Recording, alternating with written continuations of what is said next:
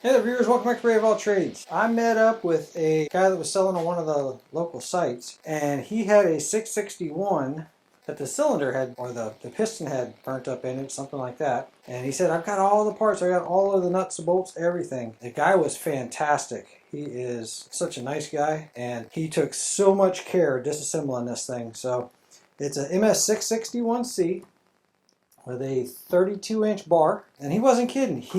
I mean, literally labeled every single part. Usually you just get a box of parts, right? Which is always fun, but when you're not the one who disassembled it, you can see exactly what bolt came out of where, in case you wanted to verify, did this get hot, did this get, whatever, including the cylinder gasket, right? Which obviously I got a new one of those. But he labeled everything. This thing is fantastic. I am so excited to get this thing assembled and put this in my arsenal of tools. Tim, if you're watching, I really appreciate everything you did, all the hard work you did, and for selling it to me. Labeled it all. The saw, no kidding, it looks like it was not abused. It is a gorgeous 661. He did tell me that the piston is gone. He had planned on fixing it for somebody. They took the piston and they don't know where it's at. No problem at all. We're gonna check the whole thing over, clean it all up. Saw is gonna be my personal saw for anything, any kind of tree trimming and limb cutting that I want to do with a 32-inch bar. So just kidding. It's actually in fantastic condition. Everything I've seen about it. Even I'm pretty sure that's a chain catch. I'm not positive, but even that's just got this one little bitty chip. Most of the times those are just missing, right? Then you got your guides, your chain guides. They're barely used at all. At least from other stuff that I've seen. Even the rubber damper back in the back. Muffler, barely any runtime on it. Obviously not modified, ported, anything like that. The spark plug was a Husqvarna spark plug on a Stihl. That's probably what its demise was. Just kidding. I mean, even the color of it didn't look terrible. So plastics are in really good condition, no cracks. The chain is like brand new. Handle's not all bent up, most of the paint's still on it. I just want to start disassembling to see what I have and see what kind of parts I need to order for this thing.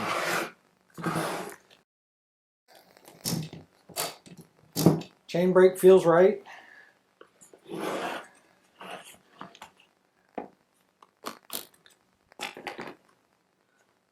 Let's get it the rest of the way apart.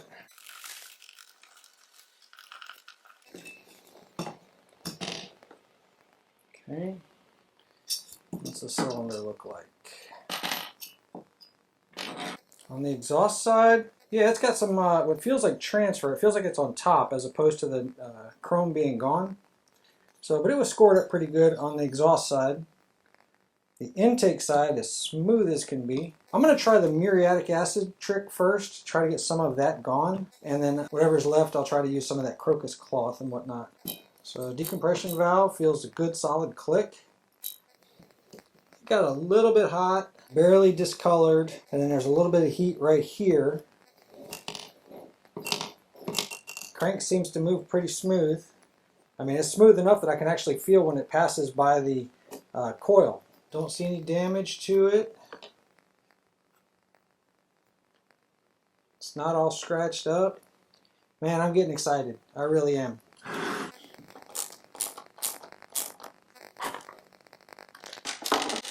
This is my first 661 to do a full rebuild on. I'm going to want to rebuild the carburetor at a minimum, or at least, maybe not rebuild it, but at least clean it out. Put the throttle all the way forward.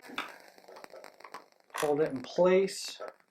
And I should be able to pull this linkage right off of here. Okay, that's the carb linkage. Get the ground wire off of the carburetor.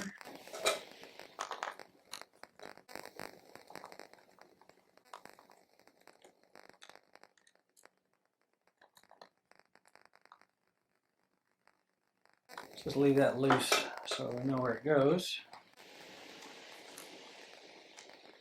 Fuel line here. Fuel line's off. Oops. Did I somehow? Oh yeah. There we go. I had somehow got the throttle rod back on the back side. So anyhow. Carburetor off to the side. I know that I'm going to be taking it apart and cleaning it. Just a little bit of cleaning up in here. I really don't see any kind of transfer here. I do need to check the boot, pull off the intake rings. Let's get the boot pulled out. These are notorious for cracking, so you always want to check that.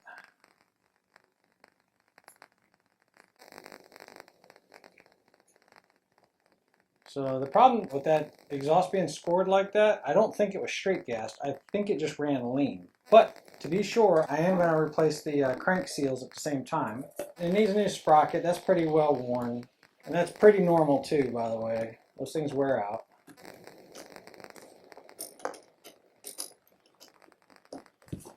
Let's put all this together.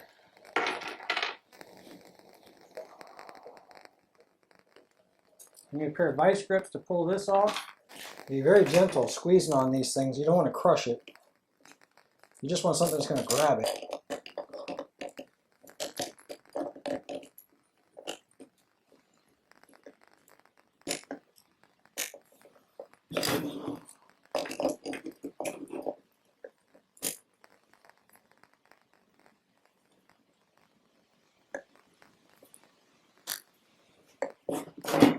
There we go.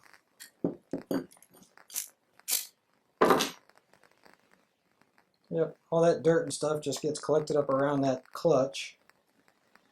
So there's a bearing, and it's dry.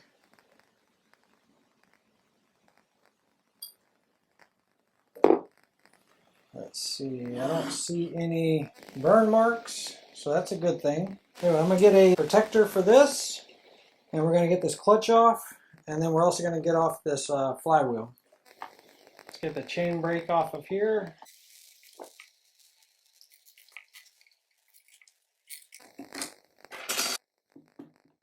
Nope, that must have been it. Okay.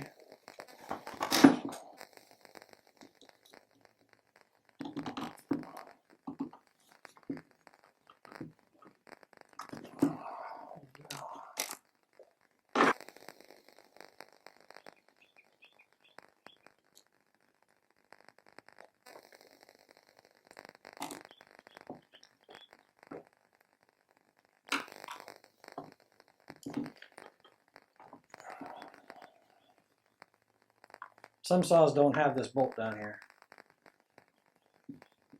Bolt, screw, fastener.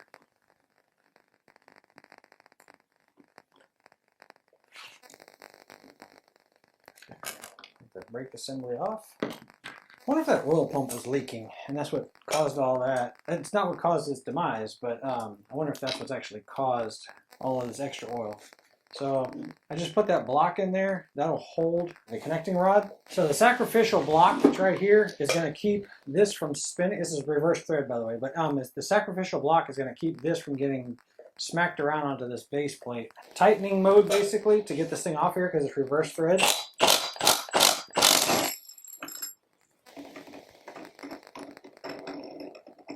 Clutch doesn't look too bad. Doesn't look too worn out. The springs are intact. And they're not, the holes that they go through are not oblonged. Let's see, washer behind it. Here's my oil pump drive gear.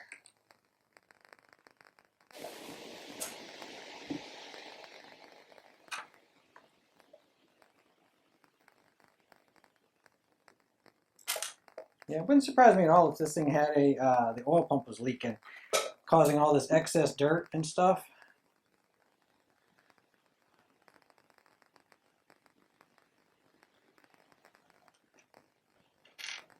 So we're going to look at that very closely.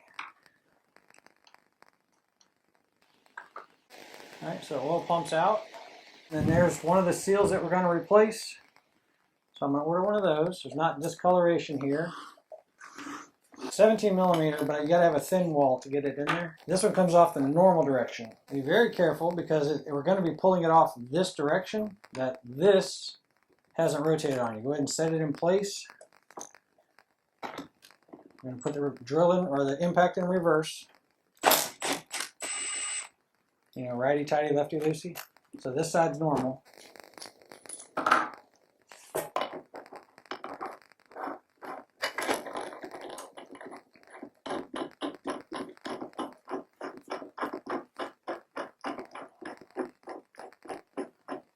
I'm going to be turning this to tighten, right? So by turning it to tighten, I'm gonna have to spin this around so that the sacrificial block is now on this back side here.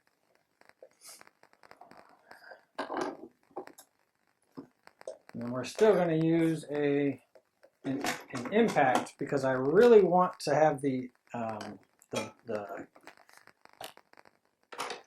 jarring motion to try to get that to come loose. It's on there with a tapered thread and keyed, I would imagine. There we go. If you don't have one of these flywheel pullers, I strongly recommend it. Other than that, you have to stick something behind here and hope you don't break it in the process. But anyway, you can see that this is tapered, and then that shaft right there is tapered, and it has the keyway right there. And then there is a seal down inside there, because that's really deep in there. No worries, just getting into it. Go ahead and get this fuel tank off of here.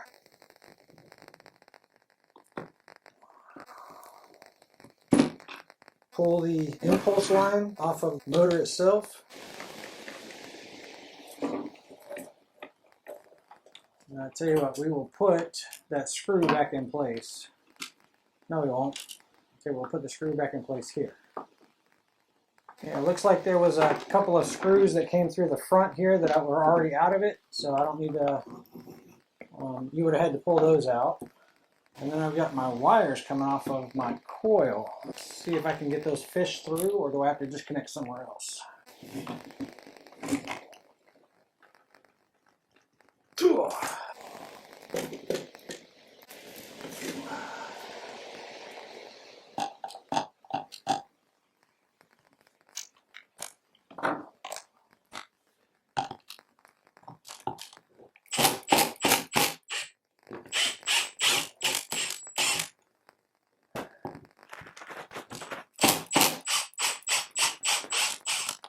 Did you guys know you could do that on these hex-headed screwdrivers?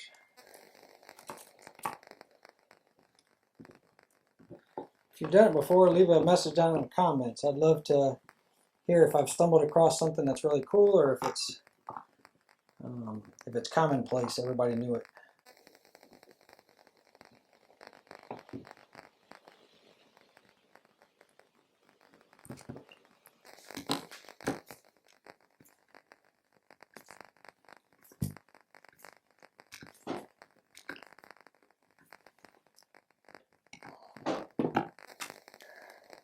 Let's see. Get the ground wire up out of there. And will this feed out of this grommet?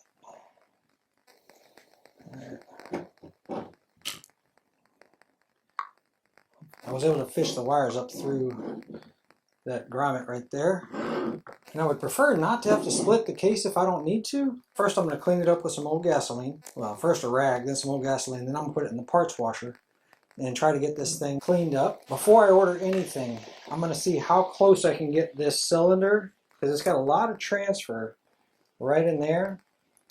And I'm hoping that the transfer is literally just the aluminum piston and rings that got left behind. Well, not the rings, because that's extremely hard, but hopefully just the aluminum piston from slapping back and forth in there. I'm hoping that that's my biggest problem. And if I can get this cylinder cleaned up, this is a really good factory OEM cylinder. So I would love to get that thing cleaned up. I'm going to try the muriatic acid on a Q-tip in a well-ventilated area. I made that mistake one time before. See if it dissolves the aluminum and tries to come off of there. And if I can get that off of there and get it down to the point where I can just use some Scotch-Brite pads and try to get it cleaned up, if not move on to some emery cloth, something like that, and get this thing cleaned up, I would love to be able to just send a ball hone through it and reuse it.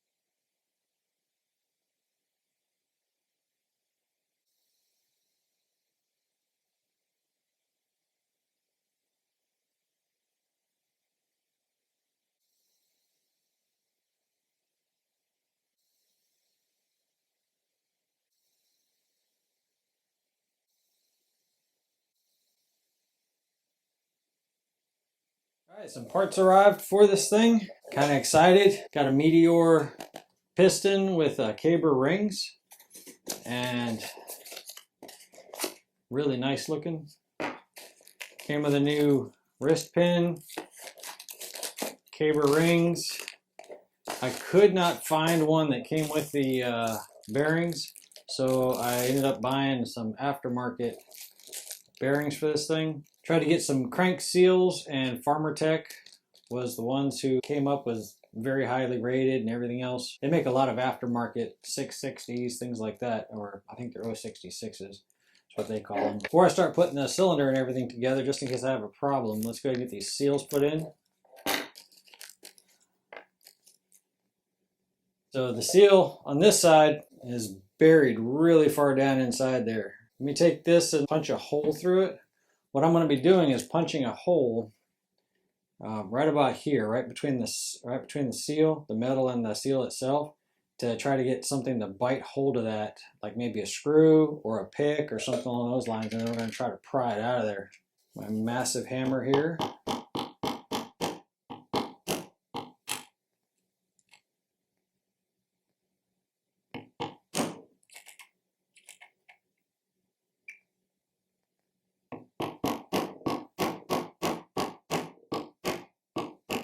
There we go.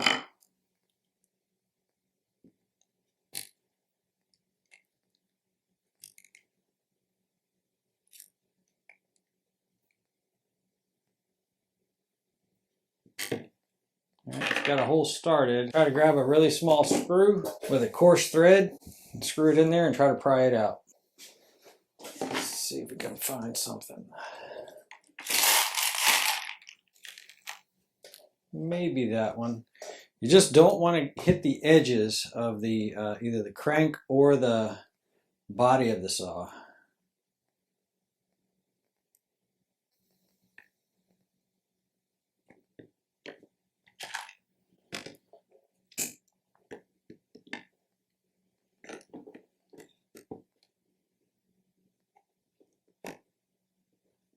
There we go.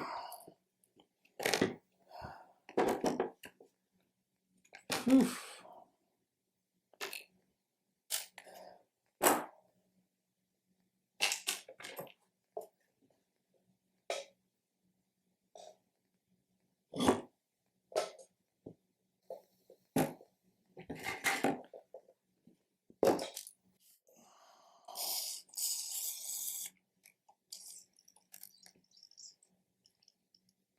And let me get a Q-tip.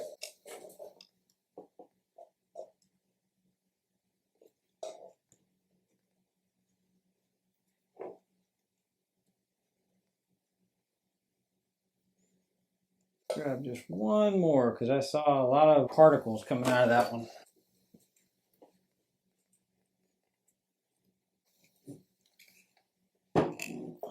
The snap ring pliers.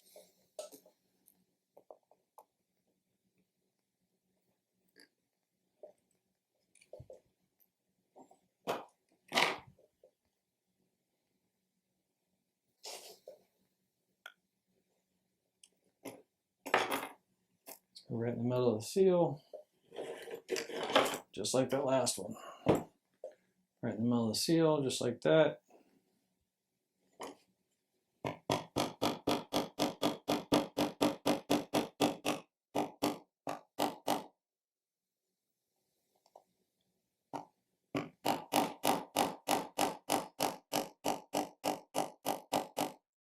It almost kicked it up enough that I could get it out of there.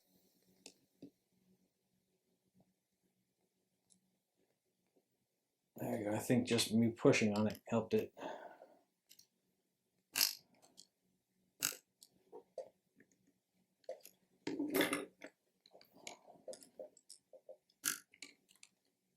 There we go.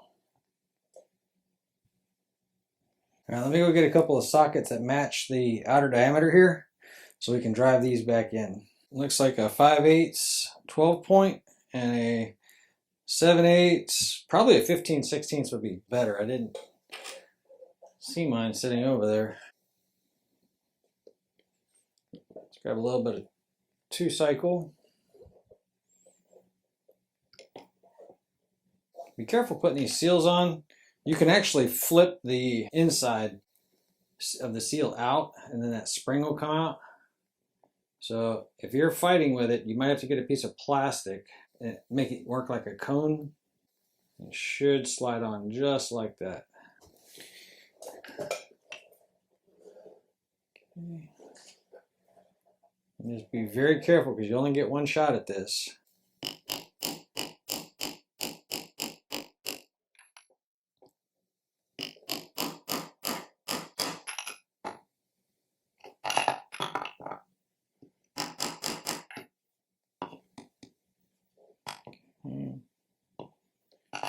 Try to make sure that it's seated the exact same way all the way around.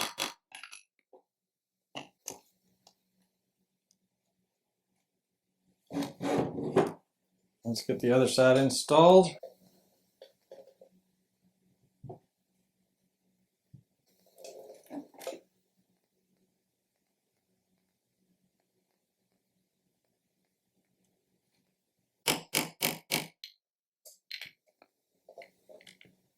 She's sitting crooked right now, so.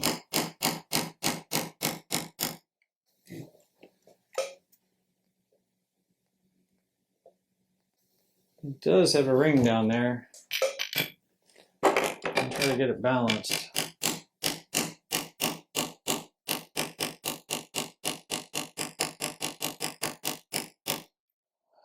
Alright, let's get that snap ring back on.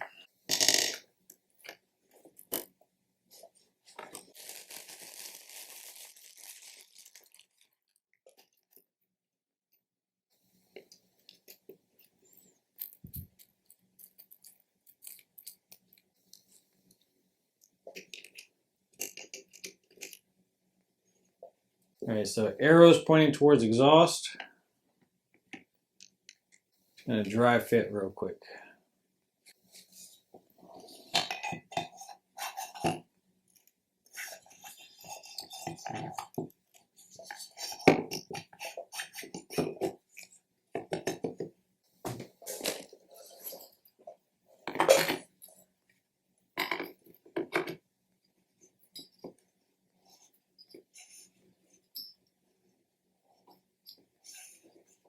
That looks really good. I was contemplating a base gasket delete on this thing, but I really want the saw to last. So I don't know that hot rodding this thing was a smart idea.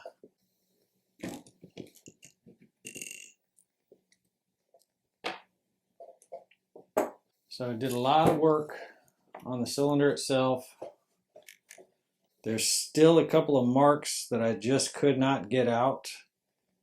I cannot feel them with my fingernail. I'm scared if I keep going, I'm going to end up taking chrome off.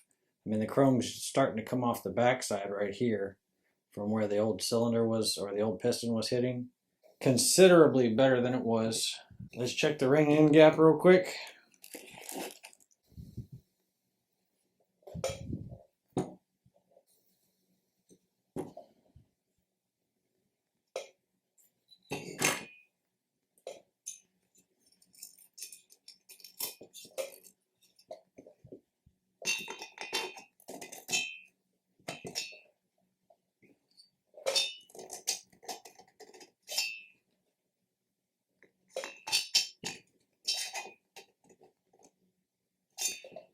Really didn't find much online on the ring end gap, on what it's supposed to be.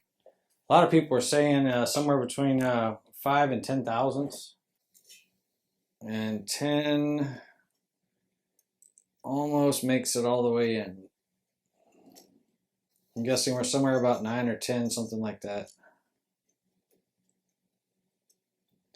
So another reason I don't want to keep going with the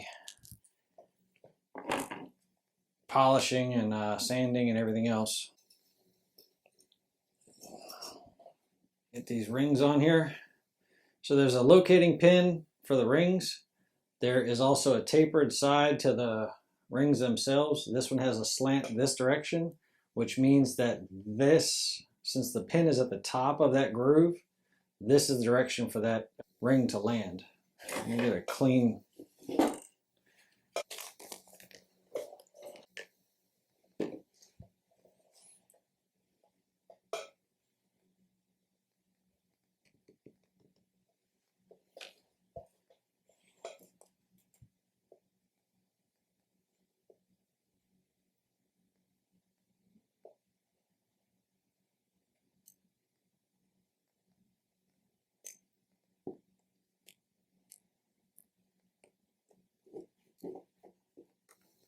These things are very brittle. Extremely hard metal and very brittle.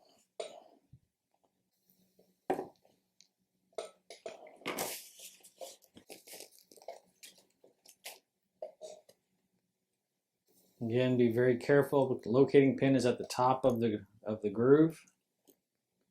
So the ring itself has a taper going this way at each end. Do not get those backwards. Then you'll be taking it back off again. Okay. And put one of these pins in, and since I want to have plenty of room on this side to work, I'm going to put the pin, keeper, the wrist pin keeper, I'm going to put it in on that side. So again, arrow is facing forward to the exhaust, which means that I'm putting it in on this side. I'm going to have it so that the opening is facing up. We're going to install it into that groove there. Get yourself a really good set of needle nose pliers. You're going to grab the edge of the ring pretty far down on it, like that. Hold tight. You're going to use the needle nose pliers to drop into that groove right there. The same one you use to remove the ring with.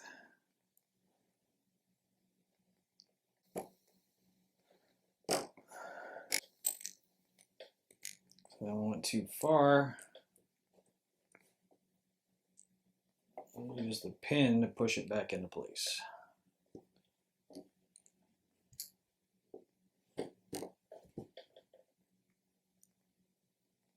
Just making sure it's seated in the groove all the way around. And I got a lot of dirt on there when I was doing all that. So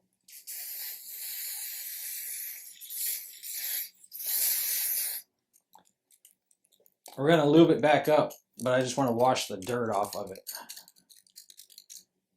All right, let's lube this up.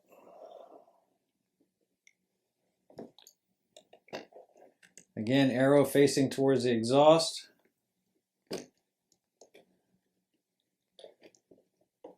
Show that pin all the way in there. This ring should be a little bit easier to go in because it won't fall into the groove.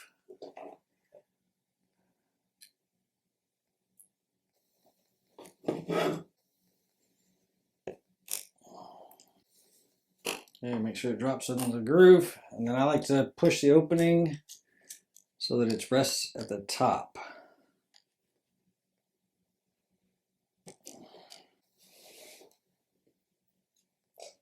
We're going to lube this up.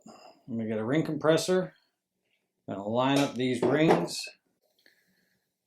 to match up with the openings. The locator pins, the openings of the rings line up with the locator pins.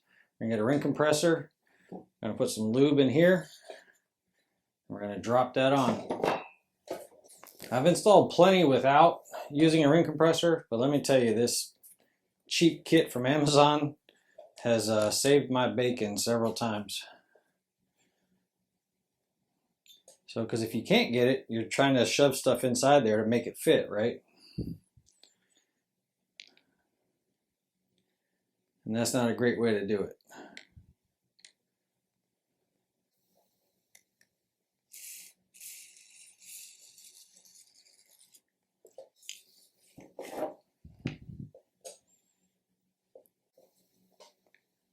Just wiggle back and forth till you get it right.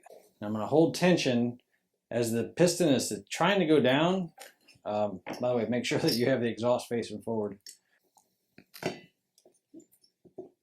When it's trying to go down, you're going to loosen up just enough to let the cylinder slide past the ring while keeping it compressed.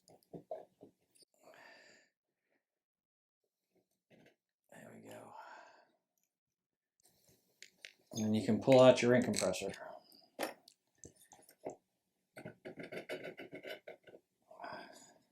Now right now, I still have the ability, and I'm most likely going to do it. I'm going to put a little bit of 1184 on here.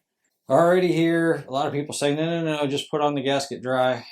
I like the 1184. It just seems to give me that extra confidence It's just a gasoline resistant sealer that I have used many times over, and I've even used it when I've done a base gasket delete, which means like you would remove this base gasket in an attempt to get more compression. You're removing the thickness of this gasket to allow the piston to go that much higher into the cylinder, so just increasing compression.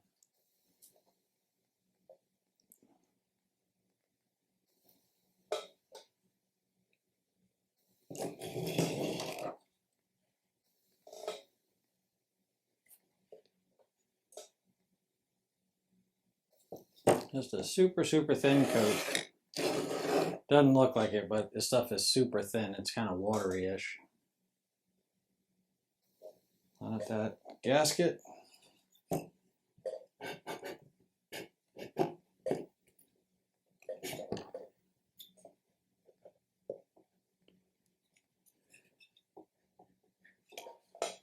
We're going to put a little bit of Loctite on these.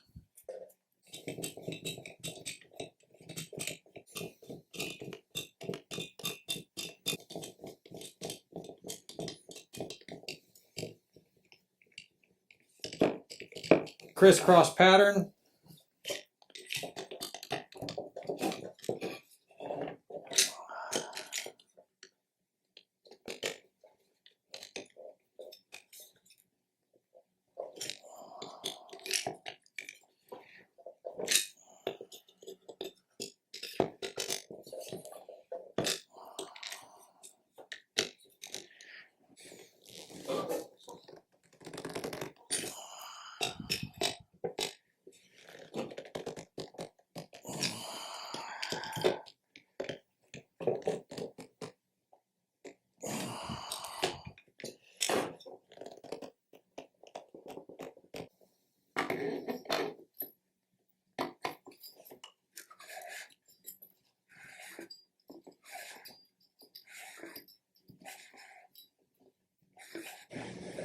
Let's get the gas tank installed.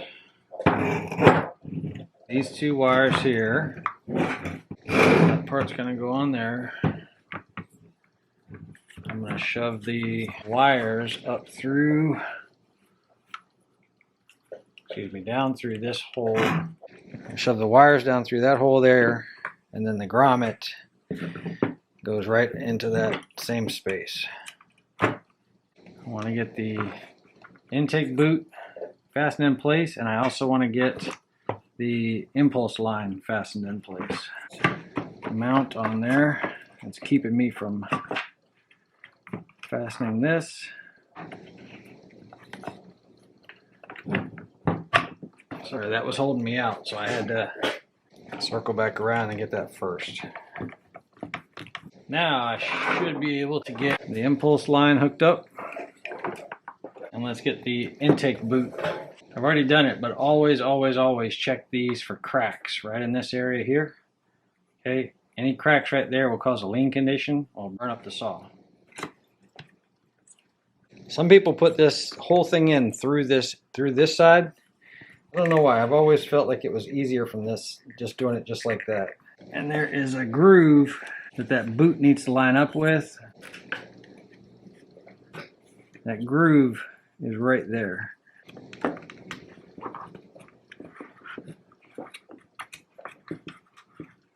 Should sit something like that. And that groove helps it line up with the two bolt holes on this side. So my impulse line's on good. My bellows is on good. My phone's not ringing anymore. Let's get this buffer tube put on.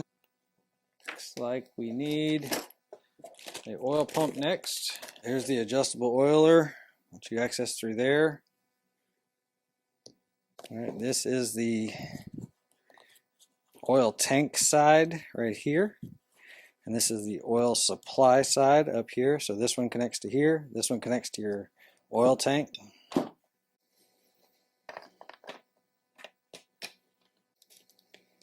Two bolts hold that one in place. And this is your oil drive gear.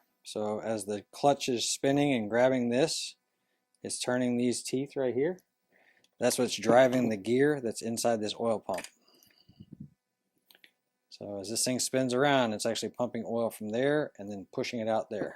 Brake band obviously goes in not like that, obviously it goes in like this.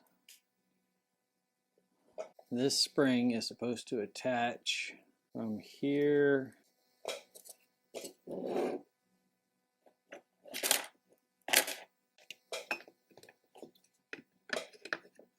and handle back through.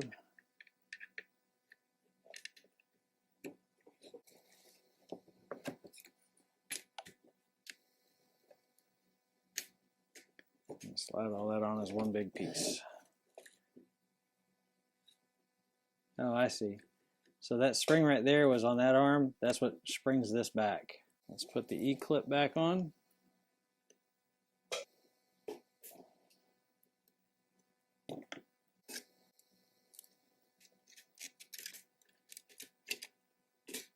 And goes on. Looks like maybe the smallest of the screws goes up in here. If not, if something's missing a small screw, I know where it went. And this has to go there.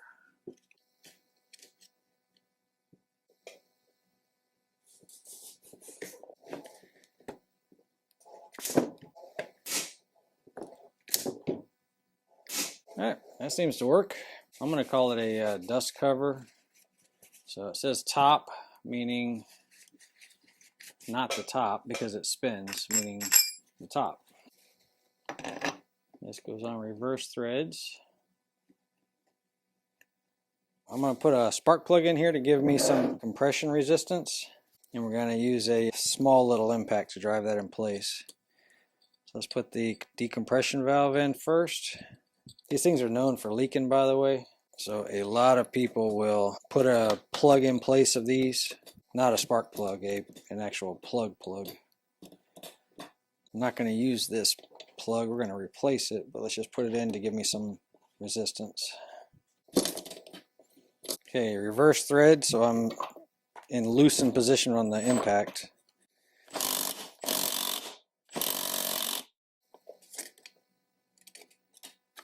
That might be where that really short screw came from under there.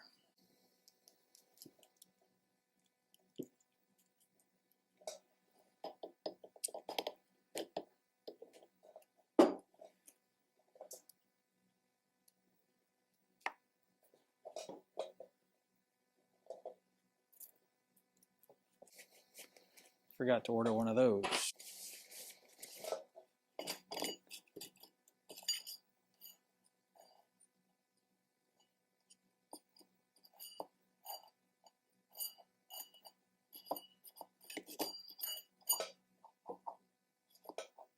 I know that it grabbed because it actually went on all the way. There's a little groove right here in the drum that engages that arm that you saw with the worm gear on it. So if that doesn't engage properly, you won't get the drum on there far enough to be able to get the E-clip on. Okay, something like that. Except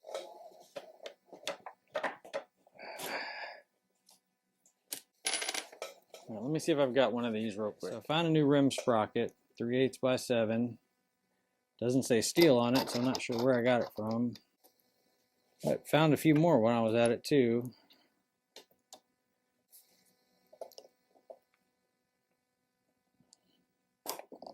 And when I was digging through my stash, I also found a plug. That's what I was talking about when I said that you can take out this decompression valve and replace it with a plug. It literally is just a bolt, the same threads and a gasket. Oops. I guess that goes on first and then this, huh? All right, 1, 2, 3 bolts there. So maybe this was one of these. I'm going to gently put this in and see if this holds. See if the long one was supposed to go down here and the short one was supposed to go up here. Yep, that bottoms out too fast. So we're going to put the short one here. We're going to put the long one down there.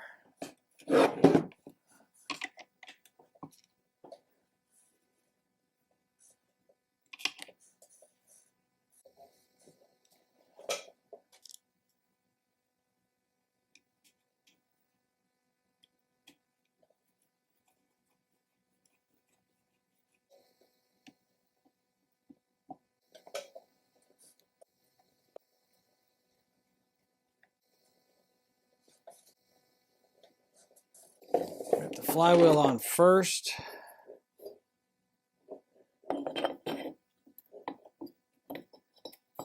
Otherwise the coil would be in the way of it. So flywheel. And regular thread. Thin wall 11/16. Righty tighty, lefty loosey on this one. Couple of good zaps. All right, so this coil gets these plugs like this. And then the ground wire goes there. And the coil goes there.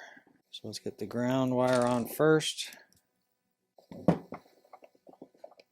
Stuff my wires in.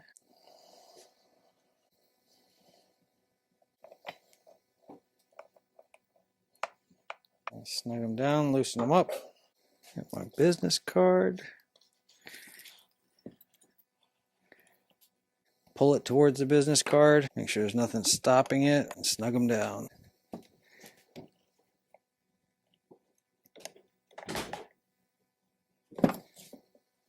Okay, we're starting to run out of pieces here. Starter bolts, carburetor, top cylinder handle mount.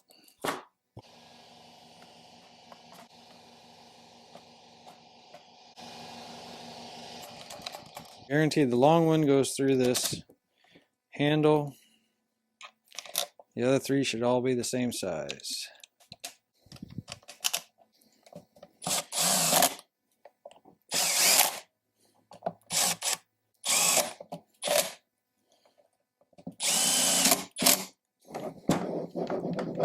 Now let's get the exhaust mounted on. Let's see, something like that. Not that way, maybe that way. Yeah, it looks a little bit better.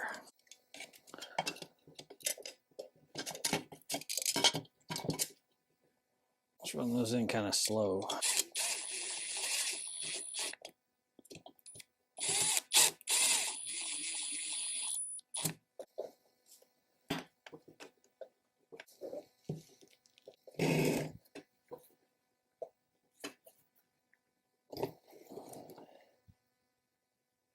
Looks like the exhaust port of the cylinder is an identical match to the opening of the muffler. Sometimes they're restricted right there. Yeah, I can barely feel something. That's actually a nice job, Stihl. Impressive. I don't see a screen in here. That's been removed, but the opening to the outside's pretty decent size too. Looks like the bottom bolts are the long ones.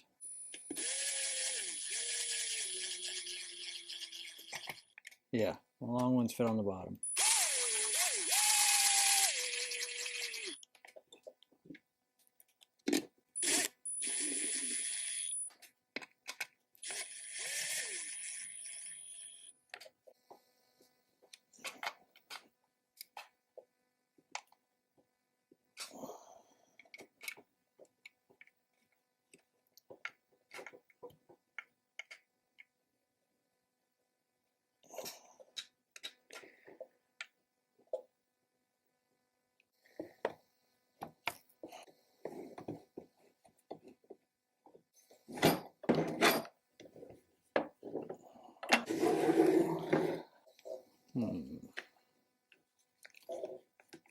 Maybe something like that.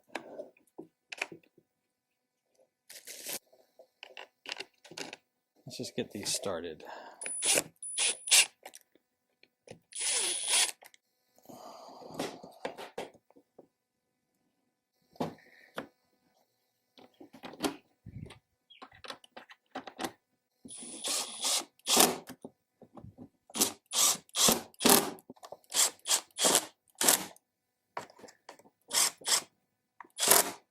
somewhere there is a bushing that's missing that this has to go into.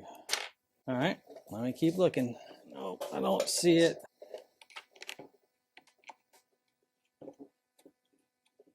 Let's see if I can get this squeezed in there.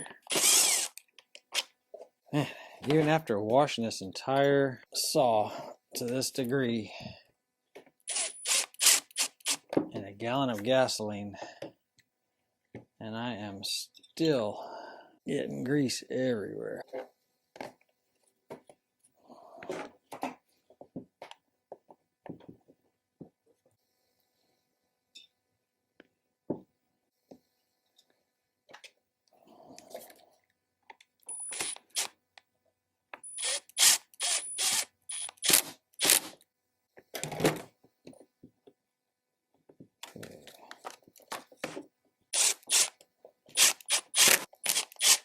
All right, time for us to get the carburetor on.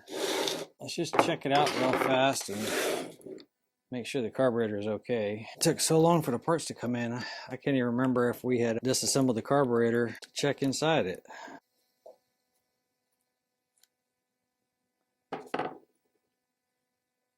No, we didn't clean it here.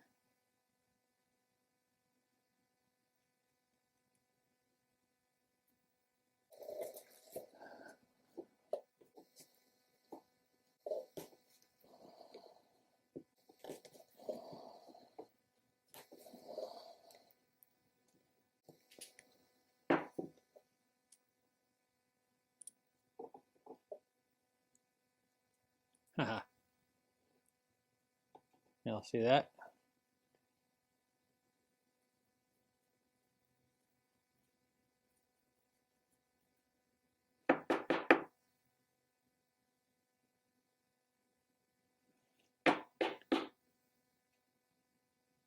Yep, that thing wouldn't have run.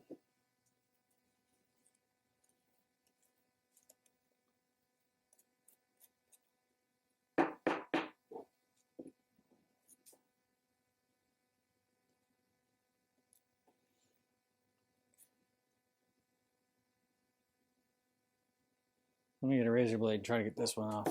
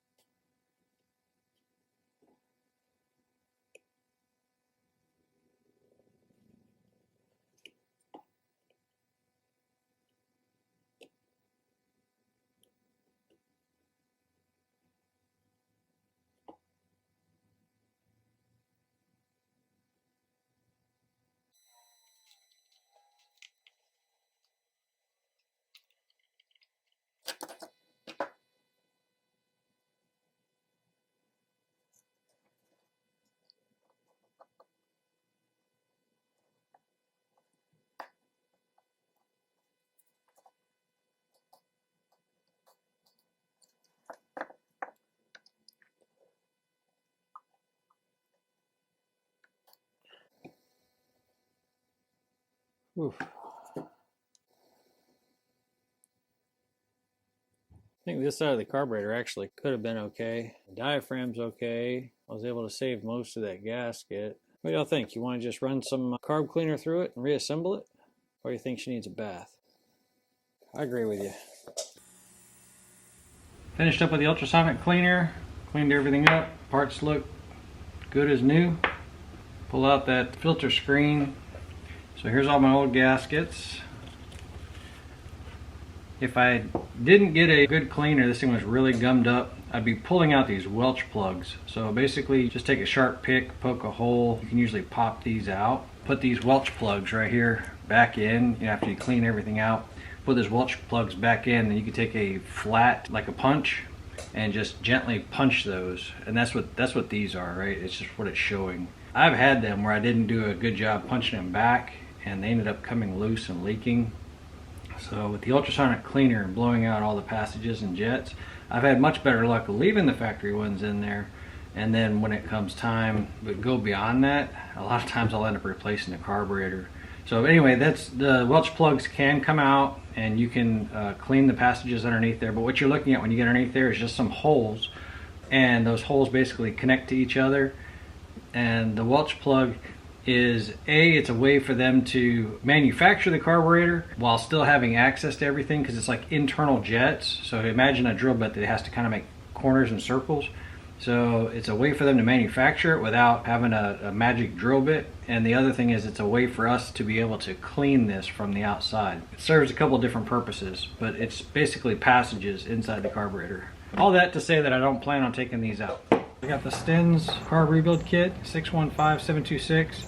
Replaces the Walbro K10-WJ. Let's look at the fuel screen put in first. Backside of a 9/32 drill bit.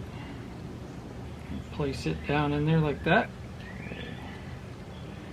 On this side, the reed valve gasket goes right there. Make sure that you're covering up the holes and that the fuel pump area is completely covered, so it only goes on one way. And then this gasket should match up to those holes.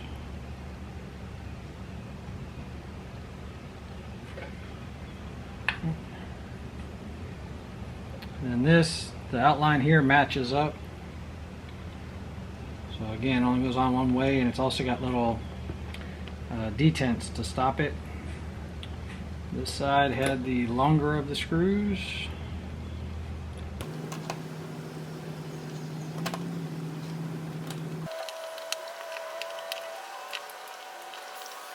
Tighten up, crisscross pattern.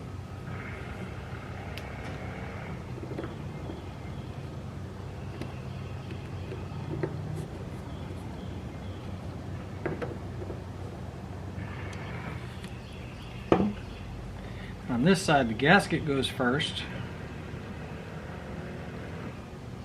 Again, only one way. And we got to get the spring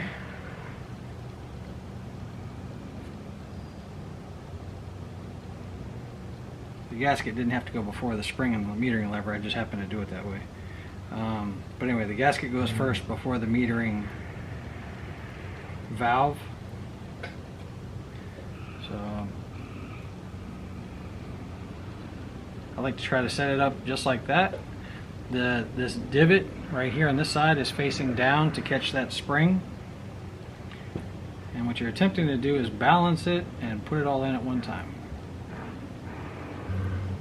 Everything should drop nicely into that hole. Hold that down with the spring. Snug that up. Verify that the spring raises up the lever properly. And something else I forgot to do, well, I want to do, take this gasket back off of here. So that was a little premature. So what I'm looking for is a look at the model of the carburetor. This one is a WJ. On the back side here, the WJ model is right here in the middle. It means that this right here rests on the one side of the carburetor, this rests on the other, and then this right here should be just touching that metering valve. That's how you adjust that metering lever. This one is way too high right now. So what we're going to do is we're going to hold down on the pin and we're going to bend the other part down some. I want to put the old one back in because it seems like I'm still way too high, because it was set pretty well.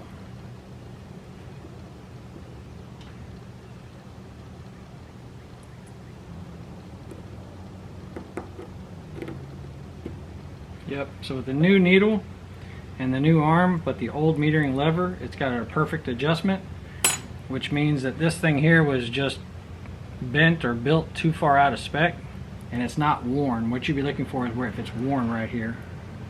Now let's put the carburetor gasket back on.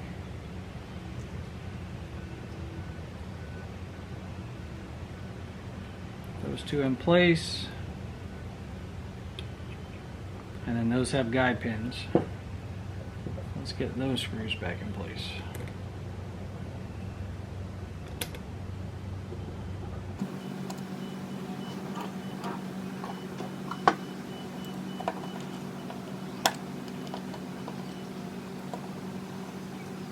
crisscross pattern again. On the intake boot, we have a brand new solenoid. We're going to lube those O-rings real quick. A little bit of 2-stroke oil. I'm going to gently lubricate those O-rings, taking care not to get any kind of 2-stroke into any of the holes or the solenoid itself. And then we need to put that in place. Should drop in fairly easy, and make sure it goes perfectly straight. So then the keeper.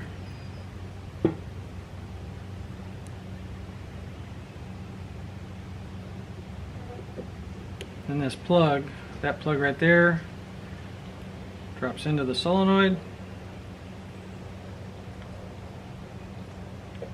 Like that. And then line up your screw holes. Looks like it sits like that. I had to rotate that solenoid a little bit to make this fit.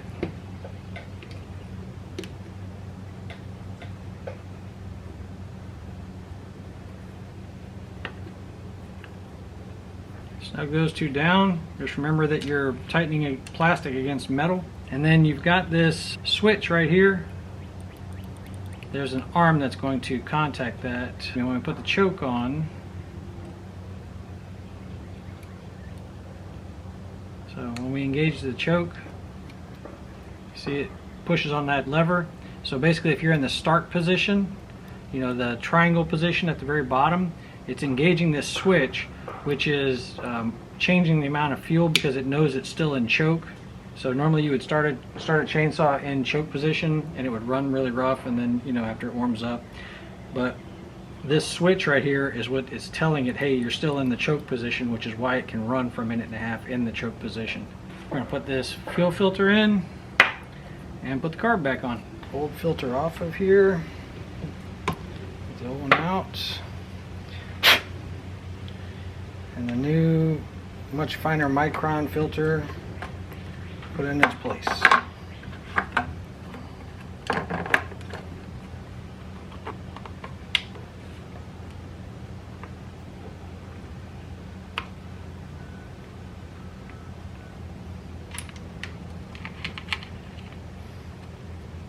T20.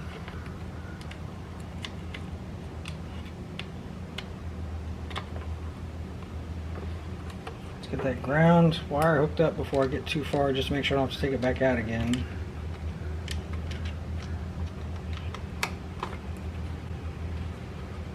Alright, this throttle lever here is what needs to be hooked up. You want to push the throttle open, hold it back with something.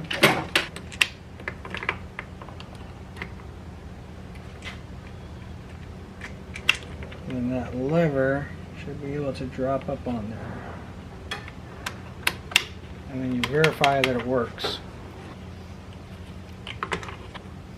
8mm socket, thin wall.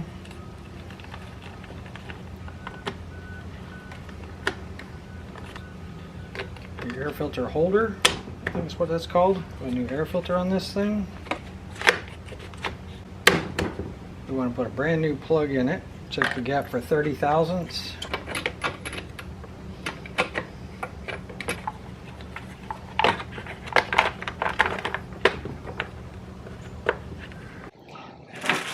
With all that clutter all over my bench, I completely missed one of the parts. How many of y'all caught that?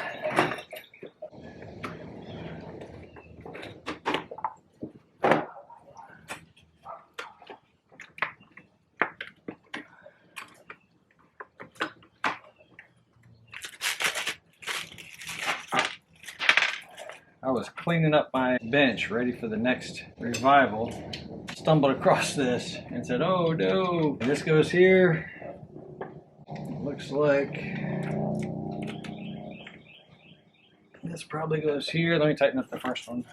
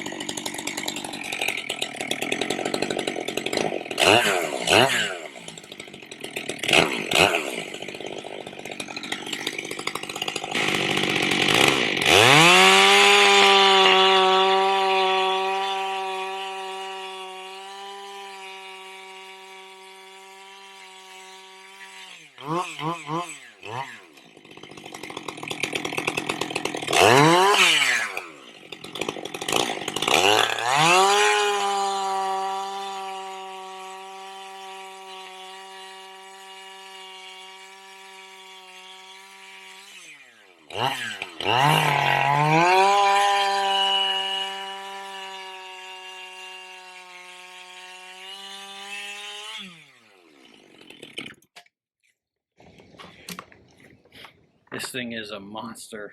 I am so excited about it. I can see it's burning off some of the residual oils and stuff like that on the outside. She smells great. She's cutting great. She's idles great. I'm kind of giddy about this one. I'm always wanted one of these. So hope you guys enjoyed the video. Hope you got something out of it. Hope you enjoyed it as much as I did. I'll catch you guys in the next one. Thanks for hanging out.